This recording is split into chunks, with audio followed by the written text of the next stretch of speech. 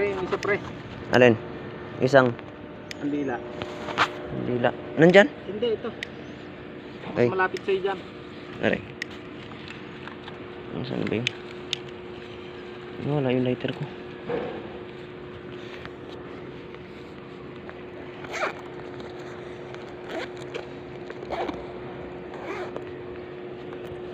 Wala man. Ano sa'yo? Blue? Wala. Ito.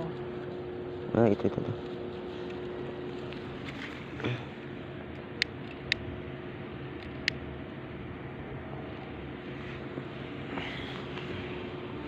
Ano yung iba?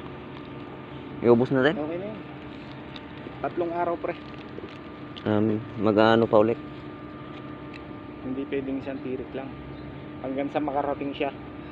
Maka ano. Kasi dito si banda eh. Hanggang sa maalaman Ito niya. yung kuryente eh. Magagalang mo yung wire. Yun. Ito yung ilaw na kinabit niya. So dito sira kuryente.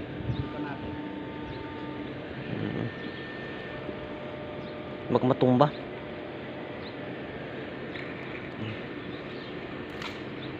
Nagtirik kami ng kandila.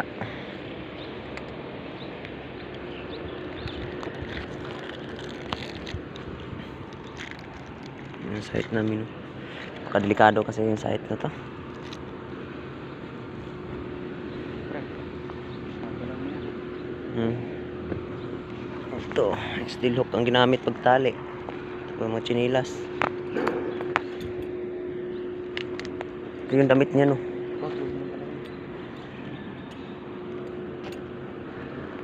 Naiiwan ang damit niya dito. Ayan. Diyan, dito siya nawala ng buhay. Dinala sa ospital, wala na. So,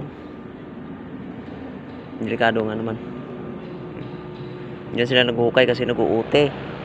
Tapos, nagkabit ng ilaw na kuryente. Yan. Kasi ang ginamit pag pantali yung steel hook. Yan. Steel hook ang ginamit pantali. Yung ilaw kasi kabit dyan sa tubo. Para patayuin yata siguro.